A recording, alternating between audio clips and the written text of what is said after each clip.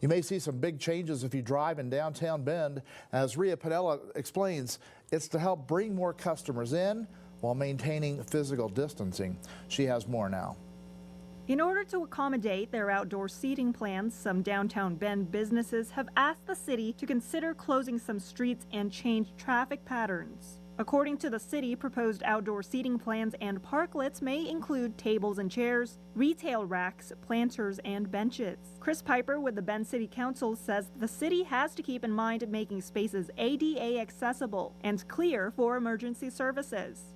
We want to be very respectful and sensitive to those businesses that aren't restaurants and still be able to provide what we believe adequate parking in those areas. The city says some businesses have requested to remove parking spaces in front of their business and to make room for a pedestrian passage, so they may use the sidewalk completely for outdoor seating.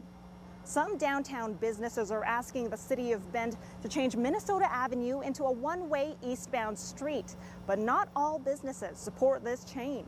City Councilor Justin Livingston said the proposed changes could cause tension between different businesses, and he thinks the changes place more emphasis on helping out restaurants. We can't help one sector or one business group at the detriment of another, and I just felt that the way that it was structured, it didn't give the voice to those other business sectors. Meanwhile, the owners of Lulu's Boutique say they were opposed to the idea of closing down Minnesota Avenue entirely, especially after the city had already removed 4 parking spaces. After the idea was brought up to make it a one-way street, they say they welcome the change. Earlier in the year, they did take away those 4 spots, which that didn't help.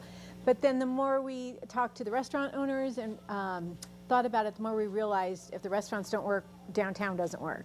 So it's a symbiotic relationship. We all have to figure something out together. Other changes include limited closures in Tin Pan Alley and Brooks Alley to allow for deliveries. I mean, I think as a city, we have to remain flexible. We have to be nimble. We have to be scalable because not every business is the same. Not every footprint is the same. We have a unique downtown core. Piper says he and city engineers will be doing a downtown walkthrough on Friday to get a better visual idea of what street and parking changes will look like. In Bend, Rhea Pinella, News Channel 21.